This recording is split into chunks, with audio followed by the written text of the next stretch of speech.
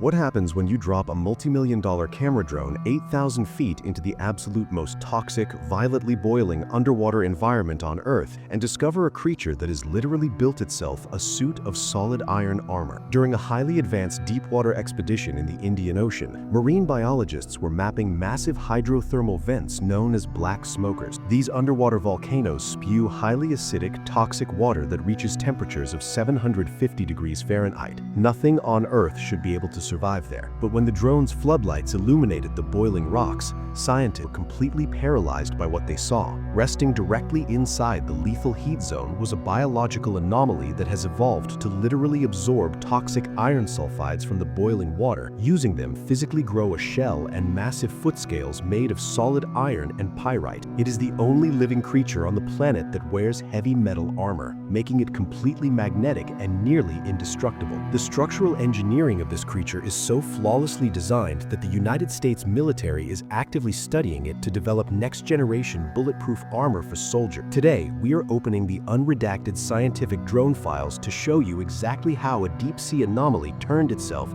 into a biological tank. Imagine being crushed by the weight of an entire ocean. If you were to stand at the bottom of the Indian Ocean, roughly 2,400 to 2,900 meters down, the hydrostatic pressure would hit you at 250 atmospheres. That is the equivalent of having an elephant stand on your thumb. Now, add absolute pitch-black darkness to that equation. And just to make things interesting, imagine that the ground beneath is fractured, tectonic plates are ripping apart, and superheated magma is violently mixing with freezing seawater. This creates hydrothermal vents, specifically black smokers, which blast out toxic, mineral-rich fluid at temperatures ranging from 350 degrees Celsius to 400 degrees Celsius. That is roughly 660 degrees Fahrenheit to 750 degrees Fahrenheit. Water at this temperature should instantly vaporize into steam, but it doesn't. The insane pressure of 3,670 psi physically forces the water to remain in a liquid state, creating a toxic, superheated soup. This is the Kyrie vent field. It is a place that aggressively hates life. But back in April 2001,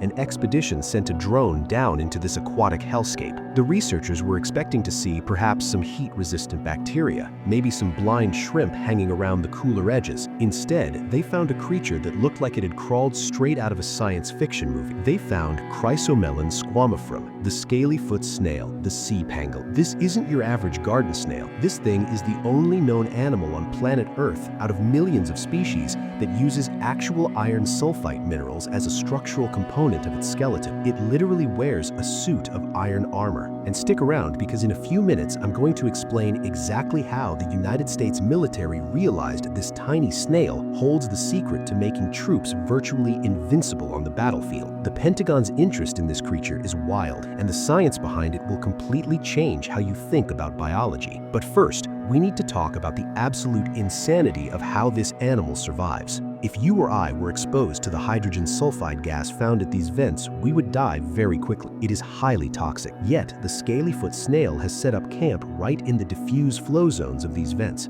where the temperatures hover around 2 degrees Celsius to 10 degrees Celsius, but are constantly hit with extreme thermal spikes from the nearby boiling water. To survive this, the snail had to completely rewrite its own internal anatomy. And this is where my hot take comes in. Human engineering is incredibly arrogant. We spend billions of dollars trying to build submarines and rovers that can withstand these conditions for just a few hours. Meanwhile, nature spent a few million years letting this snail figure it out for free. The snail has what biologists call a proportionally giant heart. If you look at an average human, your heart takes up about 1.3% of your body volume. For the scaly-foot snail, its cardiovascular complex makes up roughly 4% of its entire body. This heart is a highly muscularized machine with thick walls and luminal muscle bundles designed to aggressively pump hemolymph, the snail equivalent of blood, through its body. Why does it need an engine that massive? Because this snail doesn't really eat. You heard that right. It has a digestive tract, but it's completely reduced and basically useless. Instead of eating, the snail has an overwhelmingly large esophageal gland, a blind sac that takes up a massive portion of its internal cavity. Inside this biological bioreactor lives a single strain of sulfur-oxidizing bacteria. The snail uses its giant heart to violently pump oxygen and toxic hydrogen sulfide from the surrounding water straight into this gland. The bacteria then perform chemosynthesis, turning that toxic chemical energy into organic food that feeds the snail. Because of this insanely efficient internal farming system, the snail grows up to 45 millimeters long, nearly triple the size of other snails in similar families. But let's be honest, you're not here for the snail's giant heart or its weird stomach. You want to know about the armor. You want to know how a squishy little mollusk became a heavy metal tank. For years, scientists were completely baffled by the snail's shell and the thousands of overlapping metallic scales covering its foot. At first, people thought the iron just randomly stuck to the snail because the water was so dirty and mineral-rich. But research from the Japan Agency for Marine Earth Science, or JAMSTEC, proved something way astonishing. The snail is actively manufacturing its own armor. It is a dual-source biomineralization. Here is how the magic happens. The bacteria inside the snail process toxins and create sulfur as a waste byproduct. The snail actively pushes this sulfur out through microscopic channel-like columns in its scales. At the exact same time, iron ions from the boiling vent water diffuse into the outside of the scale. When the internal sulfur meets the external iron inside the biological matrix of the snail's skin, a chemical reaction occurs. The snail synthesizes iron-sulphide nanoparticle, specifically pyrite and greigite. Now pause and think about this for a second. Pyrite is known as fool's gold. Greigite is a highly magnetic mineral. In human factories, making these specific metal chalcogenes requires aggressive chemical environments, toxic solvents, and massive amounts of heat and pressure. The scaly-foot snail is just sitting there in the freezing deep-sea water, making these nanoparticles organically at temperatures between 10 degrees Celsius and 20 degrees Celsius. The Kyrie-fent snails literally incorporate so much greigite into their shells that they are strongly ferromagnetic. You can hold a magnet next to the tank and the snail will stick to it. But this armor isn't just for show. It is quite literally the most advanced biological shield ever discovered. Remember I mentioned the military was interested? The Defense Advanced Research Projects Agency, better known as DARPA, along with the Army Research Office and the Institute for Soldier Nanotechnologies at MIT, got heavily involved in studying this creature. When DARPA looks at an animal, they're not looking at it because it's cute. They want to know how to weaponize it or how to use its secrets to protect human soldiers. And the scaly-foot snail shell defies traditional physics. Human body armor, like Kevlar or ceramic plates, has a massive flaw. It's heavy, and when it takes a hit, it tends to crack and fail completely. The snail, however, lives alongside predatory crabs that have massive crushing claws. To survive, the snail evolved a three-layered shell, three distinct layers of defense that work together to completely dissipate kinetic energy. Let's break down the ultimate bioarmor. The outer layer is about 30 micrometers thick and is completely loaded with those iron-sulphide nanoparticles. Its main job is penetration resistance. When a crab tries to bite down on the snail, this iron layer purposely creates tiny, localized microcracks. Instead of the whole shell shattering like a dinner plate, these microcracks blunt the force, trapping the damage in one tiny spot and stopping it from spreading. But the real magic happens in the middle layer. This layer is massive, making up 40 to 50% of the entire shell's thickness. It's made of a highly flexible, squishy organic material called concheolin. This layer acts like a giant shock absorber. When the outer iron layer takes a hit, the middle squishy layer absorbs the residual kinetic energy, preventing the shockwave from turning the snail's internal organs to mush. Finally, there is the inner layer, made of solid aragonite. This stiff layer holds the whole structure together and stops the shell from bending inward under the extreme deep-sea pressure. When MIT researchers and DARPA looked closely, they realized the boundary between these layers isn't flat. It has a wavy, interlocking design. This wavy design prevents the layers from peeling apart under stress. The military immediately took notes, using this exact biological blueprint to develop the soldier protection systems and the warrior web program, aiming to create lightweight, conformal armor that can take a bullet or survive an explosion without falling apart. Are you starting to see why this creature is an absolute marvel of science? But wait, we haven't even talked about the heat. The snail is constantly bombarded by shifting plumes of boiling water. If it didn't have thermal protection, it would cook from the inside out. Scientists ran physical models on the shell and discovered it is optimized for thermal impulse resistance. In one test, they hit the outside of the shell with an 88-degree heat blast for 11 seconds. The inside of the shell only reached 63 degrees Celsius. That massive, squishy layer has an incredibly low thermal conductivity, meaning it acts as an impenetrable heat shield. Now that you've seen the mechanics, you might be wondering why. Why did the snail go through the absurd evolutionary trouble creating heavy metal armor? Was the threat of crabs really that bad? Here is where modern science threw us a major curveball, and it's something that will completely surprise you. While the armor is fantastic at stopping crabs, researchers now believe that protection from predators was actually just a lucky side effect. The real reason the snail builds iron scales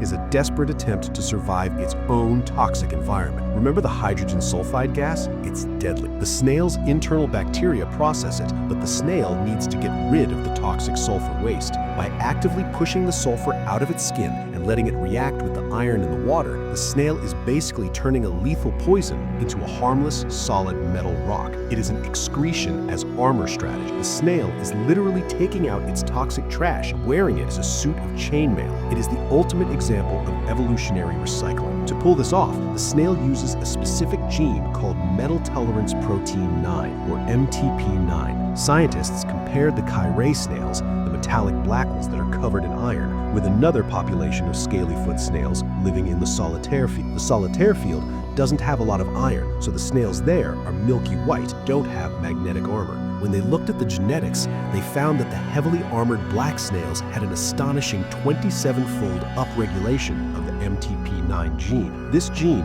acts as a biological traffic controller, allowing the snail to safely process insane amounts of heavy metals without dying from heavy metal poisoning. You would think a creature this hardcore, an animal that laughs at boiling acid and crushing pressure and crab attacks, would be invincible. You would think the sea pangolin is going to outlive us all. Unfortunately, you'd be wrong, and this is where the story gets incredibly frustrating. Despite surviving conditions that would instantly vaporize a human, the scaly-foot snail has met its match, human greed. In July 2019, the International Union for Conservation of Nature, the IUCN, made a historic and devastating announcement. They officially added the scaly-foot snail to the Red List of threatened species, marking it as endangered. This was a massive deal. Why? Because it was the first time in human history that a deep-sea creature was declared endangered specifically because of threat of deep-sea mining. The exact same extreme conditions that created the snail have also created the seafloor's massive polymetallic sulfide deposits.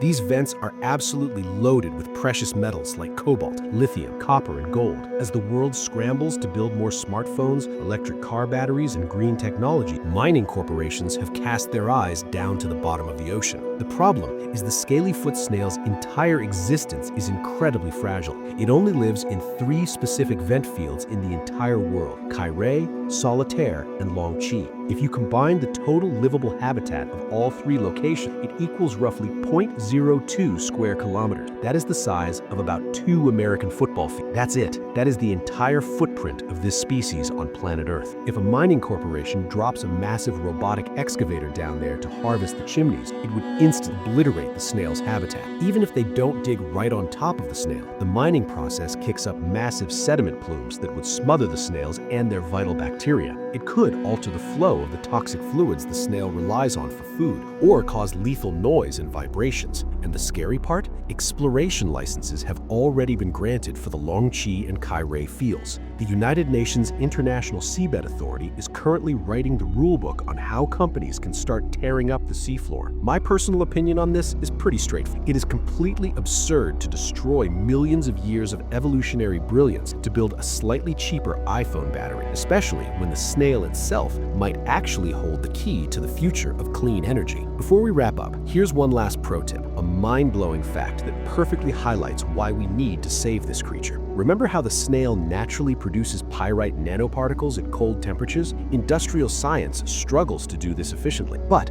researchers isolated a specific protein from the snail called myoglobin CSMG. Using this biological blueprint, scientists have figured out how to create stable pyrite nanoparticles in regular water at just 80 degrees Celsius. Why does this matter? Because pyrite is an incredibly abundant, highly efficient material for capturing solar energy. The biological secrets inside the scaly-foot snail could lead to the mass production of hyper-efficient, non-toxic solar panels and next-generation batteries. By studying how a weird deep-sea mollusk builds its armor, we could legitimately speed up the entire world's transition to sustainable energy. So we have a choice. We can either grind this incredible creature into dust to strip mine its home for a quick profit, or we can study it, learn from its biological genius, and let it continue its reign as the most hardcore, ironclad survivor in the deepest, darkest corners of our planet. The scaly-foot snail proves that nature is the ultimate engineer. It looked at the most hostile environment on Earth and simply adapted, building a magnetic suit of iron armor out of sheer willpower and toxic waste. If you found this deep dive into the biological tank of the ocean fascinating, hit that like button and subscribe for more deep-sea anomalies and scientific mystery. And if you're hungry for the next bizarre discovery,